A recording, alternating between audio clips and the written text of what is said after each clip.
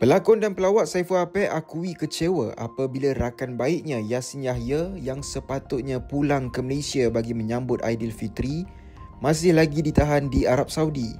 Apek atau nama sebenarnya Muhammad Saiful Azam Muhammad Yusof, 56 tahun, mendedahkan bahawa kepulangan Yassin tergendala disebabkan beberapa prosedur dan urusan antara dua kerajaan yang masih belum selesai, termasuk isu visa, tiket serta proses pemindahan depo di Arab Saudi.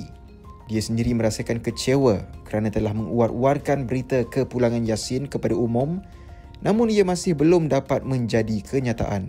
Bagaimanapun, dia berharap Yassin dapat pulang dan dirinya sendiri sudah tidak sabar untuk menantikan kepulangan Yassin dan meminta orang ramai untuk mendengar sendiri cerita sebenar daripada sahabatnya itu bagi mengelakkan sebarang fitnah dan spekulasi. Terdahulu, media melaporkan seorang pelawak ditahan di Jeddah sejak Oktober tahun lepas atas kesalahan memiliki ganja dan sedang menjalani hukuman penjara 6 bulan.